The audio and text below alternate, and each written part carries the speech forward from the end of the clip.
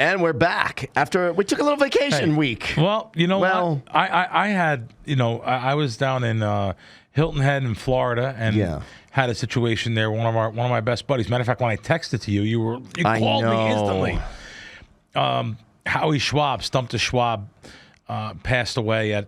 It was unexpected. 63 years old. Man, this is one of my guys. I spoke to him every single week. I know. I mean, you were going to see him the following Wednesday. See him. I made plans with him and his wife his wife was going to go away.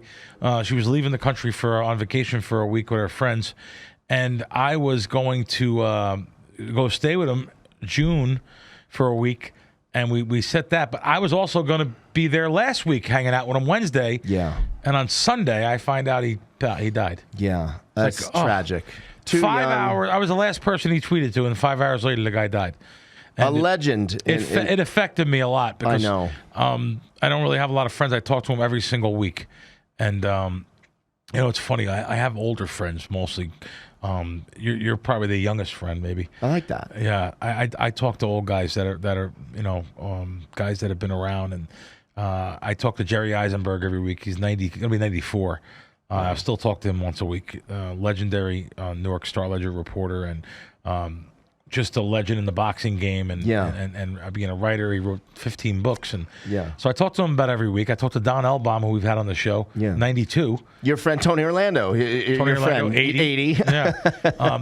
This is my weekly conversations, and Howie was one of them. Yeah. So it really affected me, and he was a great person, and he is a great person, and it's funny. I'm actually gonna mention what I went after ESPN a little bit.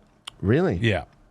Because they didn't just because they put a whole thing. Respect? No, they did. They put a whole video and said, "Oh, our longtime associate Howie Schwab." This was on SportsCenter, right? But throughout the day, we lost him. I said, "Well, I want to speak for Howie. I'm going to read it. He does not want to be remembered by you, ESPN." And I tagged ESPN PR, and everything else. Here's what he had to say when you cut him after 26 years. 26 years at ESPN, and I'm extremely disappointed to say farewell. I have been proud of my association and my work during my tenure. I was a loyal employee, displayed respect for others, worked with numerous charities, represented the company well. I always did everything that was asked of me, and more. What did I get in return today? Word that I should get lost. The only thing that mattered was my salary, which in my view was the one reason I lost my job, end quote. Wow. That was from Howie Schwab. So give us a break when you want to come across like, our esteemed colleague, our former colleague. Yeah, okay. Give me a break. I just can't stand some of the things. I don't watch ESPN because I can't learn anything from ESPN. Right. I can't learn anything. I can learn screaming and yelling, entertainment. If that's your form of entertaining, I need to watch something that I can learn something. It's probably the reason why I watch less and less TV in general. But it's hard to learn anything from media sources anyway about advantage sports betting or anything. Even they want to come across like they're big sports bettors. And, a couple of weeks ago, one of the guys said, this is free money. This is free money. Like, they don't even know what they're saying. They don't understand anything about sports betting.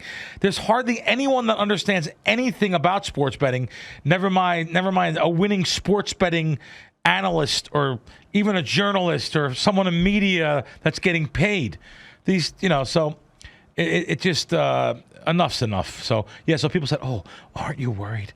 You really maybe shouldn't say something about ESPN. I don't give a fuck. I don't care. I love it. I don't care. Listen, I have made my money sports betting. If I lose media jobs or media entertainment things, so be it.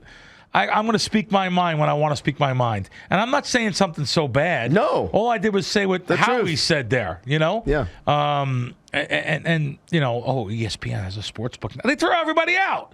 If you win, if you have a pulse, they throw you out. Give me a break. Like Barstool. Like, oh, my God. Dave Portnoy, you don't want to insult him. Give me a break. Doesn't put money in my pocket. Yeah. And by the way, I like Dave Portnoy. Yeah. I like his videos. I like his pizza videos. Right. He didn't know what he was talking about when it came to sports betting and comparing it to blackjack card counting and throwing people. He didn't know about that. But I actually like his stuff. I like him too. Yeah, he didn't know what he was talking about when he gave LaMonica's New York Pizza in Westwood on Gailey in L.A. a 7.2. I got to tell you something, though. Anything above 7 is decent with him. Listen to me. This really? pizza's It's better than that? 10, Bill. Pizza, it's a 10. Pizza in L.A.? I promise you. There's no pizza in L.A. at 10. Wait. I don't give... Is there ever... I don't give the pizzas in New York and New Jersey and New Haven 10s. Okay, listen. Wait, will you eat a sausage pizza? I specifically... It has to have sausage. Believe it or not, I like Chicago sausage pizza. They make the homemade Chicago sausage. Listen. You know, Lou Malnati's and stuff. I like Lou Mal's. Yeah. Is there ever a world where you and I hop on a plane, we fly to L.A., we have lunch at LaMonica's, and we come back? Is that possible? Or maybe lunch in a Dodger game? What do you think? We're Elvis Presley? Can't we do this? We don't have the budget? No. You could do, I mean, listen. I drive? We take a drive? I will go the next time I'm there. Or go to when I'm in L.A. Well, wait. When is that? I will be there. Yeah. I don't know. I have no real plans right now. I'm thinking about summer stuff and what I'm going to be doing. It could be. I'm not really an LA guy. Me neither, but the pizza's so good. I don't like LA. I don't like all their politics and the homeless and I'm not one of the. Listen, I'm not really into politics. I'm not really, but I'm not in for the way things are happening right now in the country. I'll tell you that. But doesn't matter. Doesn't mean that I'm the other side either. I mean, they're all corrupt. Right. Anyway, but LA, it just seems like Santa Monica. I always thought they had like the homeless under control there. Listen to me. On the beach side. Now like the 3rd Street promenade's all taken over, and the whole town is taken. The theft that's going on in stores in California. They're allowed to take. But let me tell you, read this right now. Read this right now from my friend. Homeless guy just attacked me at Starbucks. I don't know what to do. Wow. Santa Monica. No way. Yeah. That's in Santa Monica. Yeah. And I just said this spontaneously. Literally. Kyla, our friend Kyla, got attacked by a homeless guy. I can't believe it. Parking lot of Starbucks. Like that didn't happen. They had their homeless under control there. The homeless actually knew, stay in this area here where and they're living on Pacific Coast Highway basically, overlooking Malibu. So beautiful. And anyway, I get off in a tangent. I like when you get off on a tangent. I like it. I like when you're fired up. But So anyway, that's what I was doing. Yeah. Sorry to hear about losing him. He did our show multiple times, couple times. Yeah. What else is going on? What's been going on with you? Are you going out anymore? I haven't asked you this. Have you went out recently at all with that whole gambling crew of No. The wise guys there? I say wise guys, like the big money guys. Steve will do it, and not for 2 months. I haven't. You got thrown out? No. I didn't get thrown out. It is I've been just drowning with work. Oh, okay. To be honest, I haven't been out. I was spending so much time out late. I was tired all the time. You have seen Dana though at some of the events. And I had a fight. Yeah. I text Dana still. Yeah. Sure. Speaking of which, getting a call from Los Angeles, California. Are you? Amazing. You gonna take it on the air or no? No. All right. No. But anyway, going to a local casino, I went over to Boulder Highway. You probably never been there. Have you ever been there? Yeah, but like when I was 12. Yeah. Why? Went over to Boulder Highway. What are you doing? Because one of the sports books there they have kiosk bets. Right. And I heard they had some really good stuff. And did they? It was okay. It wasn't worth driving over there. But I mean, I won't drive over again. Matter of fact, it's funny. I say that, and I was 3-0. So, but yeah, some of the kiosks there. Are pretty good. You can get down some decent amounts on some stuff that's maybe not at other station properties and stuff. But I probably won't. Just based on that whole Boulder Highway, and I like Sam's Town too.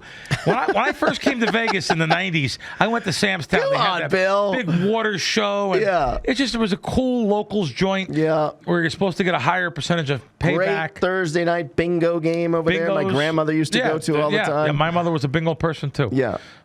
So I went over there the other day, and my God, they had like I put it on Twitter. They had like a tower over there. Yeah. Where they're watching out with it just reminded me of something like a gun turret tower, like you can sure, see, like overlooking the place. And I said, wow, it's this bad here that they have this tower overlooking the sports book and the casino there. Watch, I'll zoom in on it. Is that amazing? Oh wow, it's a tower overlooking the parking lot, and it's for your safety. But meanwhile, you should never. If I go, I give the guy the valet, give him $10. $10 over there is like giving someone 25 on the strip. So. But it's just a place I went to, and I was like, wow, because I said, let me take a ride. I haven't been on this highway. Yeah, sure. There's like little buckets of blood all over the place. I mean, it's bad over there. Yeah, it's bad. Now, granted, it probably used to be a little bit worse, believe it or not. Really? It's probably cleaned up a little bit, but it's still bad. It was scary over there to me when I was like 10 years old. It was scary. It really is. It really is. You know, when's the last time have you been in Circus ever in the last 10 years? No. Have you driven by it? They used to have a great steakhouse. It was called The Steakhouse, I think. But Circus used to have the great steakhouse, the hanging meats. The thing is, though, John, as we know, the steakhouse game has gone way up in Vegas. I can't name another city, and I can't name another city that I can think of in America or anywhere really that has better steakhouses than Las Vegas. We have to go to Nico's at Durango. Oh, wow. It's so good. Wow. I went to Peter Luger's for the 6th time the other night. My God. I had someone with me that was a real steak connoisseur. Yeah. So I was very skeptical because he eats a lot of steaks out and stuff. He said, Bill, it's one of the best steaks I've had in Vegas in 10 years. Yeah. Yeah, no, the steak bacon, for two. The bacon appetizer. We had the bacon. Ugh. We had the bacon and the onion and the tomato. You order onion and tomato and the bacon. Yeah. And there's a secret salad, but he couldn't eat shrimp cocktail. So secret salad is the mixture of that bacon, onion, tomato, and shrimp cocktail sliced up. It's off the menu. With a little of the Luger sauce on it. It's funny. I don't use the Peter Luger sauce on the steak. I use it on that salad or on the bacon. That thick cut bacon. That's just unbelievable. Game changer. Yeah, that place. I mean, I you think they would throw me like an appetizer all the times I put them on the map here. Nothing with these things. Yeah. But too corporate. Too corporate. Yeah. So I was watching a special the other day about how dopamine is affected in our brain of gambling and stuff. Yeah. And it's amazing. This was Australia. I was trying to think of the country. Australia. Yeah. Australia's got one of the biggest out of control gambling problems of any country. Oh, they're called the pokies there. Pokies, pokies. They're just out of control. People are just so many. You can look on YouTube what I'm talking about, guys. Just Google gambling Australia, pokies. They have casinos. Oh, they're not real casinos. They're like little bars like we have here. Okay. But they're little... With card games or just slots? Just slots. Out of control. Closet gambling, out of control. It's become so normalized, too, since Pabst was repealed here in the United States and in general in the whole country and the whole world. It's so beautiful, and I was listening to one of the psychologists, gambling psychologist. Yeah. Which... I could be a gambling psychologist. I mean, just street smarts, common sense about casinos. The beautiful colored machines, how their patterns recognition from when you were a kid, and they want to touch on some of the great memories we had as a child. Wizard of Oz, Willy Wonka, even the Sopranos. They have Sopranos slot machines. So you have Tony saying something to you. Yeah. It touches a chord within us. It makes us feed the machines more. It releases the dopamine to the brain with the excitement of nearly hitting a jackpot. Yeah. And that hits the pleasure center of the brain, which makes you put more money in. And literally, when that's hitting you, it's hitting you with the force of crack cocaine. Yeah. And making you feed and it's so true. Like, the girls dancing, wheels spinning, flaming fire streaks, and coins bouncing, and it's so true. I don't look at it like that, but I could see how everyone else does. Most people do. Yeah. And I don't even realize when I walk through and I see the Wizard of Oz machine. By the way, it's a giant 2-seat slot machine with a yellow brick road. I saw it, and I don't think much of it. I say, "Wow, it's pretty cool." Now, after watching this Australian slot degenerate hustling, not hustling, slot special. You realize that, it's pretty bad. Yeah. It's pretty bad. Grandma's going straight to that Wizard of Oz machine. And I was down in Florida. I was at Hard Rock Tampa, and I was at Hard Rock in Hollywood. Uh-huh. I went midweek. You couldn't move. Packed. By the way, the showrooms there, midweek, you guys see the shows they were having there. How about this? Heart was there like Wednesday night.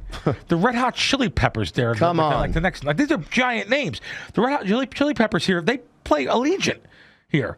I mean, that's how much money is down. Now, I'm only giving you a couple. Yeah. There's some giant names. Beyonce was on the sign, going to be there. Wow. There's giant, the biggest names in the entertainment business are at the Hard Rocks. Yeah. And why? They give them all the money. Yep. They don't make any money on the show. They just want the foot traffic. Right.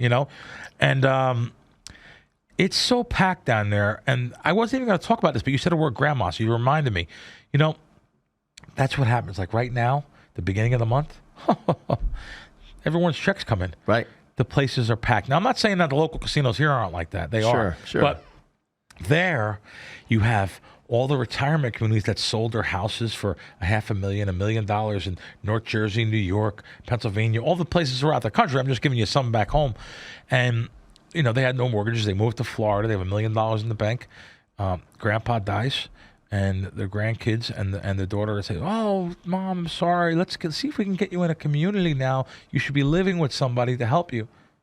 There's no money. Yeah. What do you mean there's no money? There's no money because Grandpa and I have been gambling for 15 years since we've been here. Right. And we just lost the money. Now, I have no problem with that. Like, I always, you live for today. Have fun with your money. Enjoy your money. Yeah. You know? But this is a point where now you can't even take care of someone physically. You know what I mean? So it's listen, we all are. I'm not blaming casinos and gambling thing. We are people that make our own decisions. Yeah. But I'll tell you what, they make it so easy. It's so enabling. Yeah. Signs of, you know, girls dancing and jumping up and down, money in their hands. These slot. What do they call them? Slot on YouTube and Twitter. Streamers? These slot. The streamers. Yeah, the streamers. Yeah. And listen, I'm friends with one of them. You know, I'm friends with the guy Matty. Yeah. Yeah, I mean, he's great. Yeah, he's great. He's great. Have you met him yet? Yeah, he was on Action Junkies Okay, last good. year, Yeah. the year before. Nice guy. Nice guy. And I like he admits he loses. I love that. A lot of these people don't admit that. He'll put up a video showing that he lost. Always that he loses. Yeah. But then you go and you'll see all these guys that claim they always win and they clap five, high fiving and stuff. They only show you the good stuff. So at least Matt shows you everything. I like that. But we're just in like I said, it's just easy to lose everything. It really is. Yeah. And slots, and especially video poker, it's the crack cocaine of gambling. Yeah. It really is. Yeah. And I listen. I said I've been a loser many times, of course, over the years. Probably even lifetime playing video poker. And that's playing with an advantage. If I'm playing with an edge. I'm playing with a cash back. Now this year, all right, here we are in May. This year, finally, I have had a good year playing video poker. So this year, yes, very good. Meaning in the last week you hit too good. Some good stuff? In the past couple of months, yeah, running better than I was supposed to. Royals? Hitting Royals? Yeah. Really? Yeah, I get $1,000 to come in. So that means I'm going to put through I'm going to play 2 hours and put through $100,000 in the machine. Sounds like a lot. It's really not when you're playing $1.25 a hand or something. And just ran really good. Put $100,000 through the machine. That's not a lot, though, John. It's 2 hours. It's 2 hours just hitting the button. Meaning it counts if you win $5,000 along the way. What I'm saying is that's the coin in is going to be. Right. Every hand's $125. So 10 hands is $1,250. So just think about it. You know what I mean? Like to put $100,000 through the machine is really not a lot. It's really not what you think. It could be. But that also counts money that you win along the way in the machine, right? You put 100 in, you're willing to risk but you're getting again. 100 out. It's the game I play is a 0.5% edge. As a matter of fact, there's a game I play at South Point during bonus months like April, which that actually is in my favor. It's 0.3 against you, but after the promotion that's involved, it's about a 0.5% in your favor. So. Okay. So for every 100,000 through, I should make $500. I ran really well, won 15,000 in April at South Point. Yeah, but I noticed, even though we love South Point, I noticed South Point. Did you just say for every 100,000 through, you're supposed to win $500, $500? It's not a lot, right? Is that what you're saying? Yeah, it's a little bit, right? Yeah, it's not a lot. I know. What? Yeah, it's not a lot. That's just the mathematical. That's just the math at work. You're saying of this particular game, but I ran good. Just like I can run bad and lose $10,000, I ran good and won about $15,000, $14,000. I keep track every night, every session I write down. So I actually ran good there. But I noticed if you run good, they don't comp you. They don't. So crazy. Yeah, they comp. And it's not only them. They go by your loss a lot. The casinos. They don't only go by your win. They go by your loss. And your loss is how they're going to base. They have a host desk. Which, by the way, guys, I've said this, but I haven't said it in a year. You guys everyone that watches out there, you guys have a right to go to that casino host desk. I don't care if you're a 25-cent player. You have a right to go to the back of the South Point there and go to that host desk, give them your card, and say, hey, can I get a comp to the restaurant or Coronado Cafe or something? If you lose, you have a right to do that. And why you have a right to do that is because that's who they're there for. People don't realize it. People think, I just go to the kiosk and swipe and that'll show me. No. That's the way the general public thinks. Correct. Most people think that, but absolutely not. That host is there for you. Right. But most people are intimidated by it, or they think it's just for high rollers. Right. And also, the not just the host can comp you, right? Like, I'm going to get the title wrong. The shift boss or the floor person. Yeah, the floor, if you're playing tables, they comp you also. Right. Oh, yeah. Yeah, if you're playing tables, I'm referring to machines. If you're playing, gotcha. Okay, if you're playing tables, that's who you should go to. You should go to the because it won't be on your card. Pit boss. Right? It won't be on your card yet. Right. By the time it goes, you can go to the regular reward center, but going to the reward center, you're not going to. They don't know what you just did at blackjack. Yeah, right. and they don't have the power of the pen. By the way, I need a casino host back in with the day. A power of the pen. Yeah. What I mean by that is, like, if you go to the strip casinos, I don't want a regular floor host. Right. I want a vice president of player development, a VP of marketing, someone that has the power of the pen, someone that can look at a screen and say, well, you played this long, you have this much in Theo, we comp you up to 30% of Theo. I want someone that says, you're a regular player, you're here every week, you're a good guy, I like you, and I know you're going to come back. Right. What do you need? Here's win buffet for two. Yeah, I want that guy. There's a $200 buffet, even though you're only entitled to $75. Right. Right. And we're not doing nothing wrong. Right. Yeah. So you've had hosts. You know what I mean. Yeah, but that's back in the day, man. I haven't had that.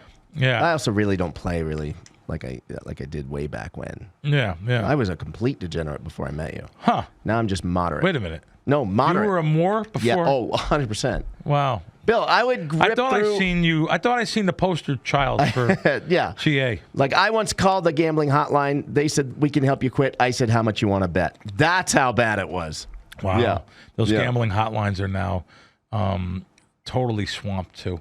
Really? Oh, God. There's articles on them. I give ESPN credit. I went after ESPN earlier.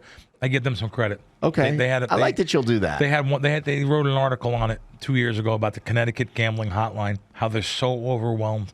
These kids today is like the under 30 crowd. Right. All of a sudden, they say, I can bet on that. Right. I grew up betting sports, watching sports. I can bet it. This is easy. Yeah. Well, little Rod just sitting here right now. He's got a casino up in Detroit. He's not old enough though, is he? Yeah, he's barely. How old are you? Barely. Are you 21? Yeah. Wow. Yeah. Okay. Good. We'll have you in Gamblers Anonymous soon. Yeah. Detroit. But it's hard because you guys have good. Let me tell you something about Michigan. Yeah. Great sports betting. Yeah, I might be able to use you. You're old enough to be a beard. Yeah. Don't get the kid thrown out though. You're gonna get thrown out. You can beard him for me. Yeah. He'll make a couple of bucks along the way. Oh yeah, you make a few bucks. Yeah. What about our guest? Any Is our guest in the waiting room yet? He just entered the waiting room. Okay, yeah, good. let's do it. So, guys, we have a guest today. We didn't tell you. One of the really good guys. You know, I'm tough on the horse racing industry. I'm tough because it's such a big takeout. These kids go to the track. They have fun. They're taking 25% out. They have no chance to beat horses. No chance. This guy and his brother have won millions and millions and millions over the years. You're speaking my language right now. These guys, I love horse racing. These guys have won lots of millions and millions of dollars. Let's bring them in. Hey, Paul, are you there? Paul? Yes, I'm here. Did you hear me just pump you up or no? Yeah. Oh, good. Sorry. Do we have video of Paul? Paul, you want to turn on your video or you want to stay audio? No, they can go on video, I think. Paul, can you be seen or you wanted still? I got commissary money for you. If you're wanted, there's no shame, Paul. There he is. There he is. Wow, look at the background. Oh, he's a pro. Look at that. If you're rocking 4 to 8 screens daily, you're serious. Paul, what part of the country? Are you back east still? Yeah, I'm in Saratoga. So you live in Saratoga full time? Yep.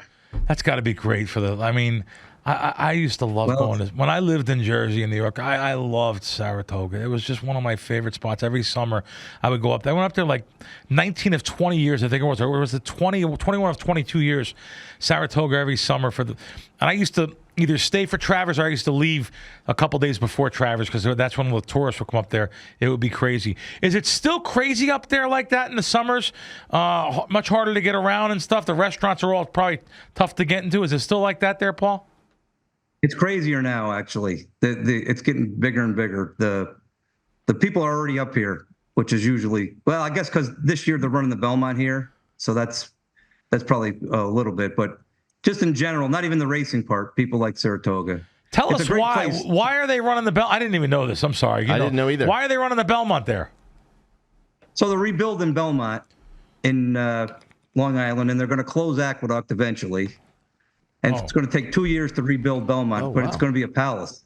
They're really it's going to be awesome. It's there's a casino. There's a casino there in Elmont, right? And at Belmont Racetrack. Is it Elmont, New York? Not right now. Oh, okay. The casino is at Aqueduct, but it's right next to where the Islanders play. You know, the big new arena. Okay. So it's right in the same area. Okay. And it's going to be a world-class place, but for 2 years, they can't run there. So they're going to run the Belmont up here at Saratoga for 2 years, which is going to be, it'll be really insane if there's a Triple Crown going. Wow. Now, do you go yourself or, you watch everything from home? You're not. No, I go every day. I go to the track. Oh, do you? I love this guy. You physically go to the track every day. Can you walk? Can you walk from where you are or no? No, I'm about 15, 20 minutes from the track. But okay. It's, it's the time of the year. I like to get outside and, you can only be cooped up the whole time. Paul, is Ciro still the place to be over there during the track season? Ciro's still there. Yeah, it's still there. And it's the place after the races, but there's a lot of nice world-class restaurants downtown. Let me tell you, downtown, there was nothing like those old. I stayed in a couple of those hotels that were there for 100 years and were the old, Grand Dame places. And there were some really good photos in there of the old bookmakers that were in Saratoga in the early 1900s. I think one of the things was called Bookmakers or Bookbind or something like that. It was across from one of the old hotels there. And the history behind that, oh, boy. What's that? Is it called Canefield Casino there? C-A-N? You're close, but okay, but you know what I'm talking about, right? Like on Tuesday, which was the day off, I used to go visit that. This is the place where like Diamond Jim Brady and Meyer Lansky started this place. Wow. Yeah, this was from the early 1900s. Yeah, my grandfather used to tell me the stories from back in Saratoga where he used to drive up and go to the casinos that were in Saratoga, and he told me about how they used to have the shotguns as behind the crap tables and everything. Wow. Yeah, because this was underground casinos, but yet they were tied into the politicians, and they didn't have to worry about that. But they were worried about being robbed, probably about being stolen. Right. So there were some great stories about. And the pit bosses was kind of watching everything. If somebody was trying to take anything from the table, or he said they would shoot you. Really? Like if you tried to grab the money after you from the dealers or something. Oh wow. Yeah, no, there's some great stories. The history of Saratoga, the Whitneys, the Barrymores, the Krackombergers. Good stuff. So tell me now, Paul. I remember you talking about the pari-mutuel system was really broken, and how it was starting to get broken. That the fixing of the odds in the last minute, calculating the odds, the big groups that were coming in, and blew me away because I was a little racetrack degen when I grew up by Monmouth Park, New Jersey, taking the bus from over to Long Branch, from Long Branch to Eatontown, from Eatontown to to the track. And I used to always go when I was a kid. I was a total idiot. I didn't know any better. I didn't know how bad the odds were against you. But is the ability to bet last and the tote information still available to these type of groups? And is that kind of stuff really going on still? And just to even take it a step further, if that kind of stuff leaks out, like from our last show, you were on here about a year and a half ago, and if that ever leaked out to the public, I think the public would be like insulted and say like, "What do you mean? They have the edge? What they're doing?" Even the guys that made money over the years betting horses, right? That had that that did put the work and put the time and watch the videos. I would think they would be insulted, and you almost take them out of the game. So is that kind of stuff still going on? Is it more prevalent now even? Well, last time I was here, it wasn't really known, but it's getting out there now, and stuff like that I've done, and a lot of other people have made it public. So it's a big issue right now. It's still there, unfortunately, but it's a big issue, and it's changing a little bit. I know of a couple of tracks that are going to not accept the deals that they have given to these big syndicates, and it's getting there. It's still not good. It's all right. It's not a great time to be a professional horse player. Let me ask you something, and we can cut it out if you don't want it on. We're not live, so you can ask. We can cut this out if you don't want. So the big syndicates that are making this money, and when we say syndicate, guys, we don't mean mafia syndicate. We're talking about sports betting, or in this case, horse racing syndicates. Is there involved with maybe a little kickbacks to the regulators or the people that are putting these laws in motion? Do you think that's in there involved? And again, we can cut this out if you want. Well, it's not really a kickback to the law people, though. There's been some talk that maybe the racetracks are, benefiting by them. But what they do is they get a rebate, which allows them to. They get a better rebate than the professionals, and they get a way better rebate from the regular public who gets nothing. So they have a huge. Who's getting the rebate? The racetrack itself or the syndicates? The syndicates. Okay. Right. It's like being a no, but why would it be beneficial to the racetrack? Like, why? If I'm the racetrack owner, I want the square public that's giving me 15-20% that loses their money. I want them to have some of the money rather than these professionals. Am I thinking right, Paul, or no?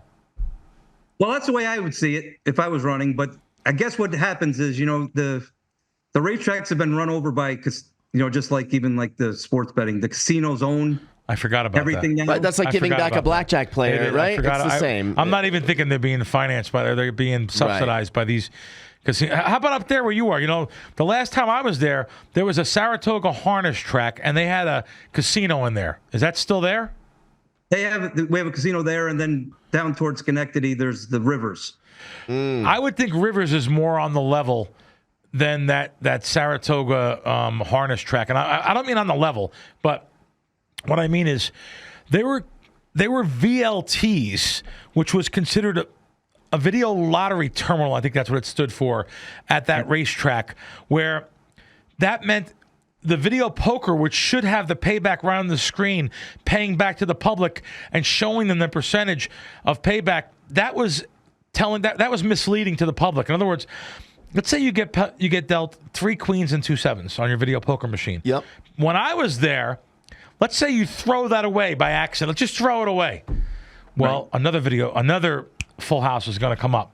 Because it's set to a certain payback rather than a random video poker machine. Is that still going on there? And am I explaining that correct? Yeah, you're 100% right. It's the VLTs, and most of the racetracks operate that way on their slots. That I don't like it. New York. It's fugazi. It's making the public think they're getting something they're not. It's total bullshit in plain English. No, and they got that's even worse than that because they've got like roulette, and they had a craps one. Oh my God! So the video roulette, you think you're playing a 5.26 edge, and you might be playing a New York-based 10.5 or 15% edge. That's so misleading. How can that be legal? Wow. Terrible. And you got the hand pay situation with video roulette too, right? Where you get paid? What do you mean? Well, like if you bet $100 at a table game roulette and you hit your number. Oh, you're always gonna get taxed. Is that what you mean? Yeah, right. Yeah, so you're getting 35 to 1, 3,500. You're going to get taxed on that. But not at a table game, you don't. But not at a table game. Right. Correct. If you're at a live table dealer. But we had a really good gaming attorney on here a couple weeks ago. And what John's saying is what I guess, John really thought it was okay. It's really not. If you win anything in a casino, technically you're supposed to keep records and pay tax on that $3,500. It's crazy. Yeah, it's really insane. But can we talk Derby? Oh, go ahead. No, what were you going to say, Paul? Yeah, go ahead, Paul. No, I have a friend of mine, you guys were talking about, that was in the Hard Rock in Tampa, and he was in the middle of a dice roll, and he was going good. You don't want to be interrupted, and they stopped him in the middle, and he had to sign right in the middle of the roll. He had to sign for all the tax stuff. That's real nice. And he missed out on all the points that were coming after, and he was so mad he threw his chips at people and everything. It was a big scene. I mean, it's amazing the things that happen, and there's still those old school antiques that work in casinos all around this country that will try to. I know it's going to be hard to believe because it's math, but they have the superstition. They said, let's break up a roll. They'll kick. Yeah, right. They'll actually sit down box and kick the dealer on stick and say, get the dice out, 7 out, get the dice out. We want a 7, want a 7. No, they're sick. Yeah. They're sick people. They're sick. No, they're sick. There was a guy at Treasure Island. Treasure Island in this town right here, even though the old man's running the joint, he's a billionaire. Ruffin. Yeah, Ruffin. And a great guy, by the way. Good guy. Yeah. Even though, but he's got some antiques that work for him there that they literally hate when anyone wins. They hate it. They're the worst. No, they're the worst. I remember when I lived in Vegas, they were notorious for that. They're still notorious. The one guy retired. The one guy retired there, and but they still have the mentality there.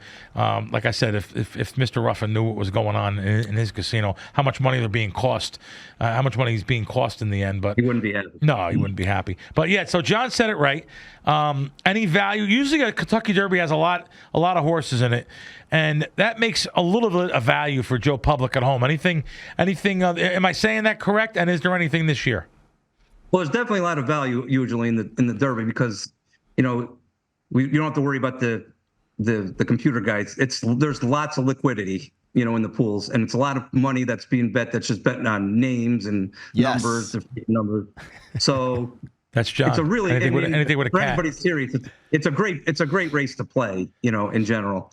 This year, it's a real different race because it's kind of old school. You guys are kind of my age. It's kind of like a throwback. There's a horse that is clearly the best horse. He's like in the realm of like Seattle Slew or Spectacular Bid in the back in the day. Where he when he runs his race, he's way faster than the other horses. The only problem is he's run 5 times. 3 of his races will win easy. And 2 of them, he ran terrible. Oh, wow. It's not even second, just terrible. Wow.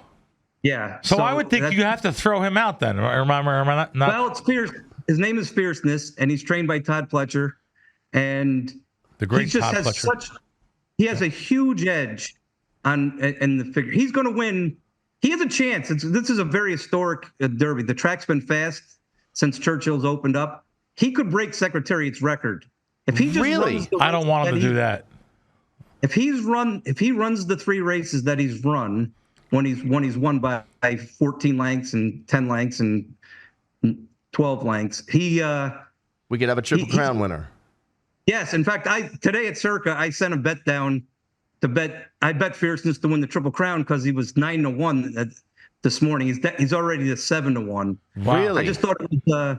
I thought it was a good bet. He's going to be 2-1 or 5-2 today. Right. If he wins easy, he's going to be odds on in the next 2. So I figure it's some good value. Fierceness. Yeah, it's a value play. Okay. So now, will you have him? Will you be rooting for him, Paul, in the race? That's the horse you're rooting for, or will you have some other gimmicks or anything like that? Well, I've got another horse that I like too. I like a horse named Catching Freedom. Okay. And he's also not going to be. He's not a real long shot. This is a weird Derby in the fact that there's about 10 to 12 horses that have no chance at all. Oh, wow. Oh, really? We really haven't had in a long time. Wow. So be careful about. And so, what's the name of this other horse you just said? Catching Freedom. Okay, now Bill. No, we're gonna bet. We're gonna bet him. But Bill, wait, that's a cat horse in my book. Oh, it is? Cat? How do you spell catching? Yeah. No, he likes. He bets the cat horses. If there's any form of cat in the name. Yeah. You know what? You don't care about my cat horse. No, Both of you just dismiss it. You just dismiss it. John, I'll tell you a story. I got. Here we go. My wife is a crazy cat lady. Okay. I love her. So we have rescue cats running around here all the time. I love it. I named the horse after cat lady Steph. Oh, And Okay. she won her first start and paid $49. See? That was a good day. I'm telling you, I'm on to something, Bill. Paul, did you own the horse? Yeah, I bred and owned the horse. Yeah. He bred See? and owned the cat horse for See? $49. We didn't even know. Wow. Now let me ask you something. Did you bet on that? Did you bet on that? Did you have the $49 horse? Did you have him? Yeah, that was a good one. Wow. We had an inkling that she was gonna do good. Wow. Wow. $49. Wow. How many horses do you own right now? About 10. Oh, really? Wow. Any other cat names? No cat names. Come right on. now. Hey, where are they stationed? Are they around the country, Paul, or you have them up there in Saratoga?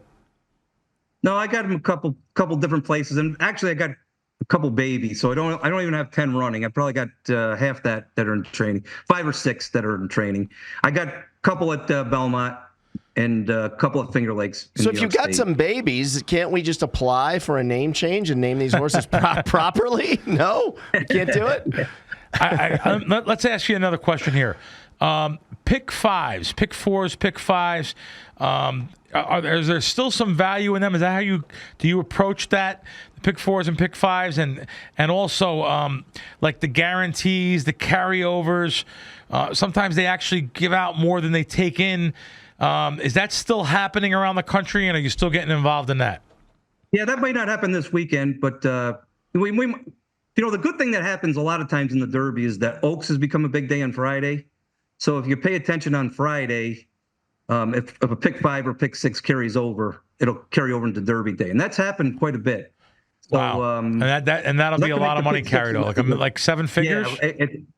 Yeah, it'll get over that. It might not carry at 7, but it'll get over that. There'll be a lot of money, and it's like you said, it's like a free roll, But cool. The bet that everybody seems to like nowadays, and why it's a little different on the Derby is the Superfecta, which is the first 4 finishers. Yep.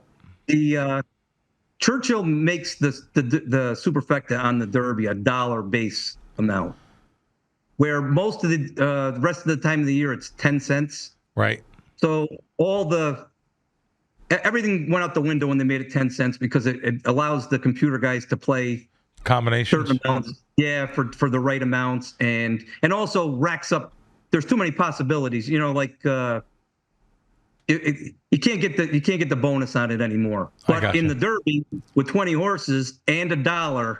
There's always value in the Superfecta. Paul, can you bet $1? Can you bet a little grocery, like $1 Superfecta straight? Can you do that or no? Yes. Yep. You can play it straight if you wanted to. But the value will be in there because it's $1 and not 10 cents.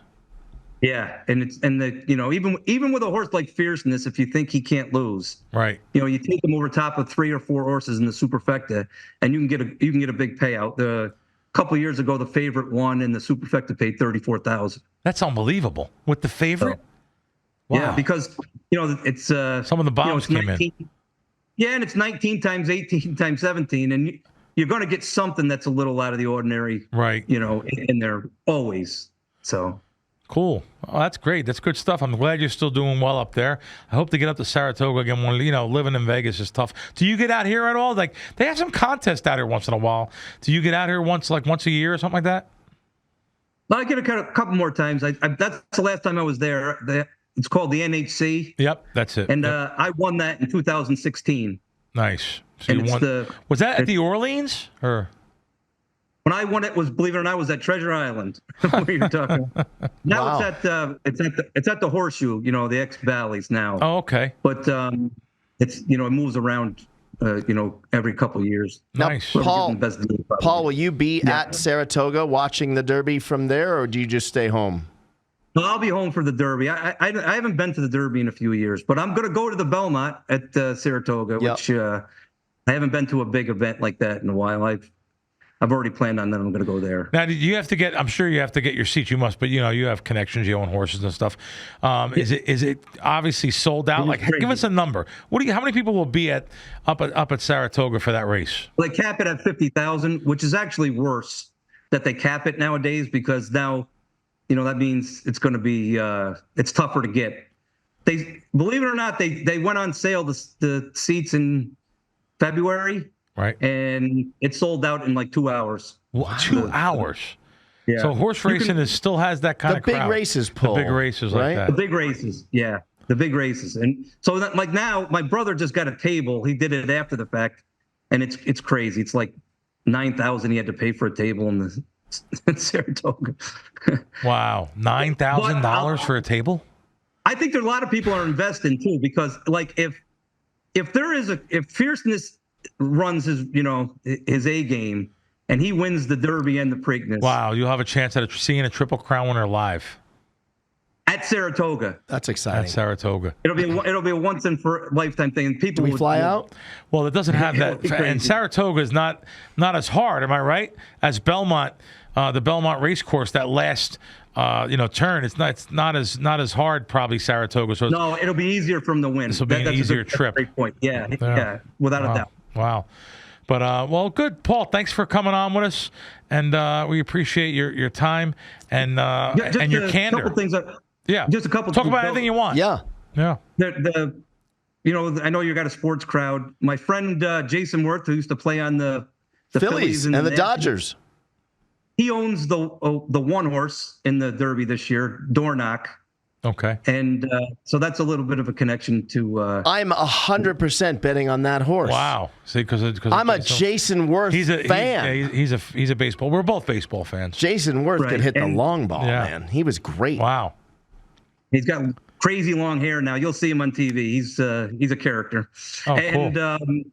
And the other thing that's a big story besides Fierceness is that Japan has all the best horses in the world now, and they are bringing two horses that are both undefeated to run in Kentucky. Oh, wow. And the one, Forever Young, is really accomplished. He's 5 for 5, and he's won in Saudi Arabia. He's won in Dubai. He's won all the best races in Japan. He's the best Japan horse that's ever run in the Derby.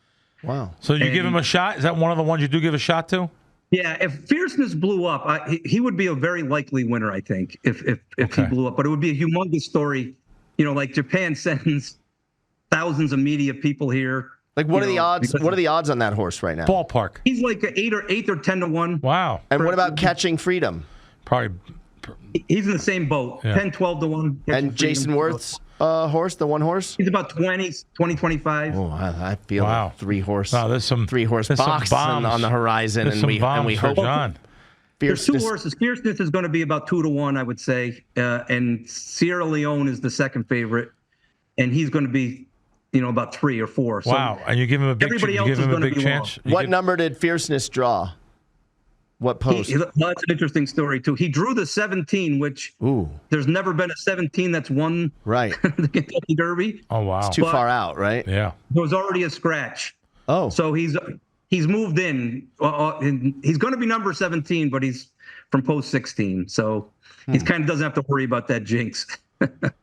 Tonio's favorite number, 16. Really? Just throwing stuff out there. There's a little numerology for you, Bill. Yeah. That's all. We have to factor in everything. Cat horses, favorite numbers of celebrities. You got. Speaking of which, John's dad's Tony Orlando. He's had big shows all over the country. He's been up there at Saratoga, right? Yeah, for sure. Up there at Saratoga. Boy, you guys have some great shows coming up to Saratoga. I recommend. I think it's in August. I'm a big Pink Floyd fan. There's a band called Brit Floyd. There's also here Aussie Floyd, but Brit Floyd's going to be in Saratoga. Aussie Floyd's the one you like, right? Yeah. Brit Floyd too is good though. They're going to be up in Saratoga. You guys have a great venue for music there. How far are you from that? Like Hearts there with Cheap Trick. There's so many good bands there. How far are you from that? Well, that's in SPAC. That's the Saratoga Park, which is basically right across the track. Right across the street from the track. That's actually walkable from the track to the concert. That's a great spot to see. So many great bands have been there. It's a great place. It's an awesome venue, and you can't beat Saratoga in the summer. No, in the summer. That's an amphitheater, wasn't it? If I was there already. Yep. It's like Homedale where your dad played at. Yeah, sure. PNC. PNC. It's called PMC now, right? Used to be the Garden State Arts Center.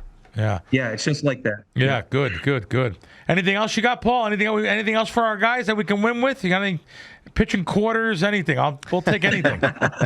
No, but if you come to Saratoga, we'll round up a game. We're going to be coming for the Triple Crown race because it might be live. That's verbally binding. Bill's agreed to fly me out with him.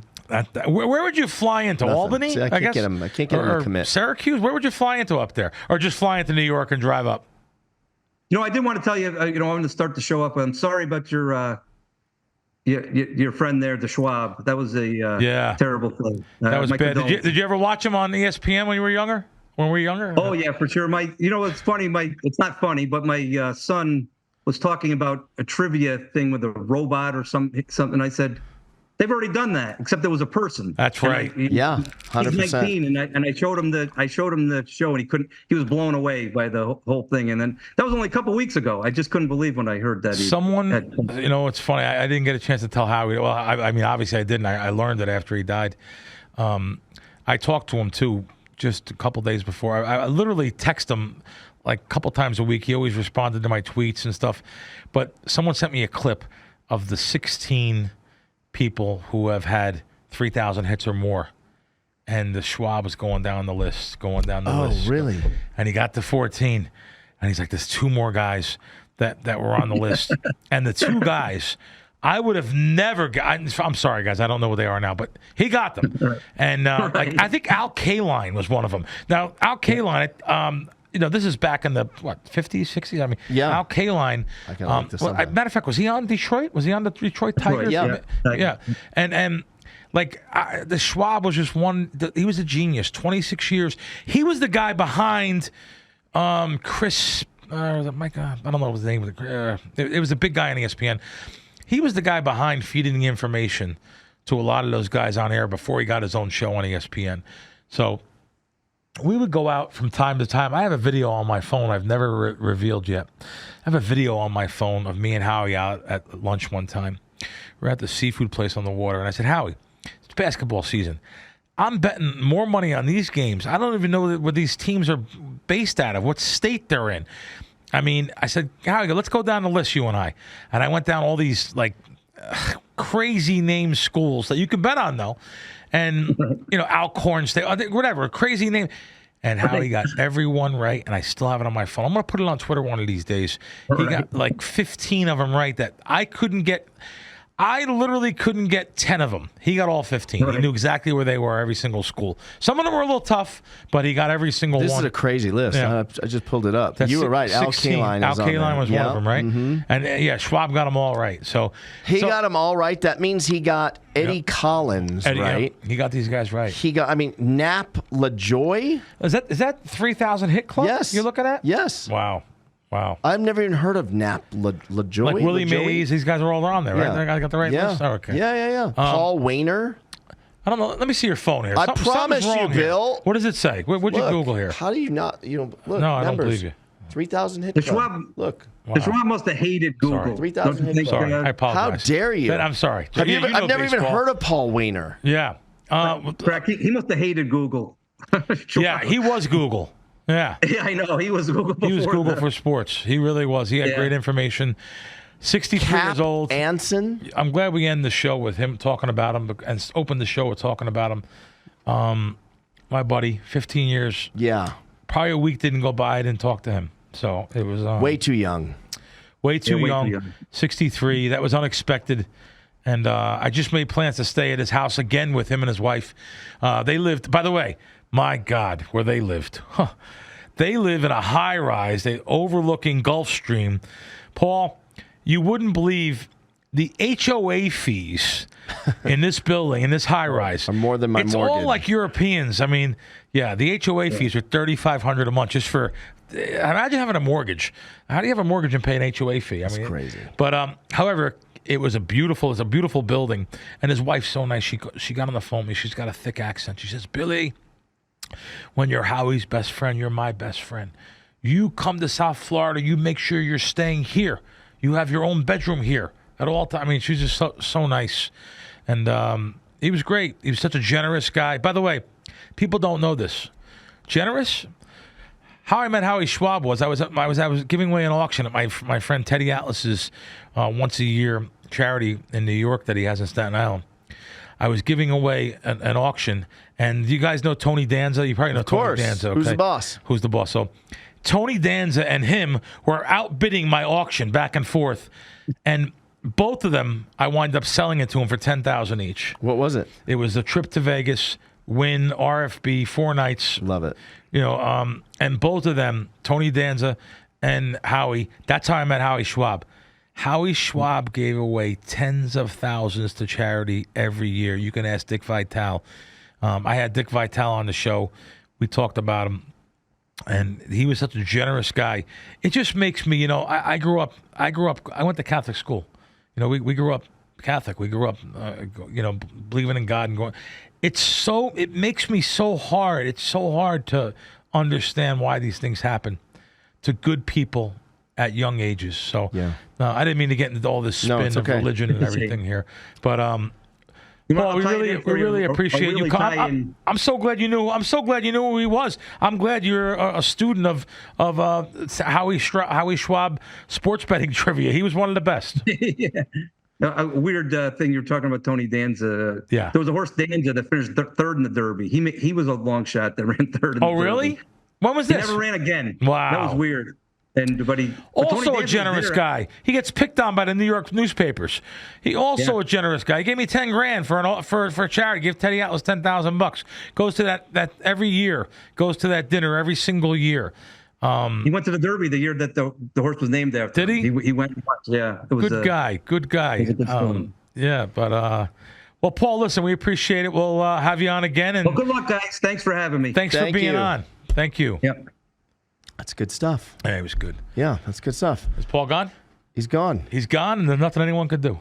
It's the Godfather. I mean, nothing. Good fellas. Yeah. When he's in the phone booth. Oh, right. Yeah. He's gone. We just had to sit back there and take it. You realize he just gave us a winning trifecta. Oh, now I'm actually going to bet the one horse that he said.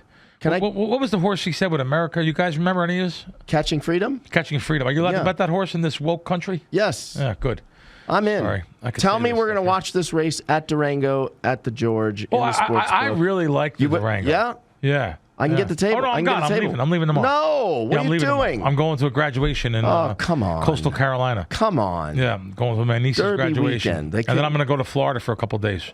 All right. We'll work it out. All right, guys, listen, we'll see you next week. I think I'll be in Florida, but we'll see what happens. All right. All right, guys, take care. Next week.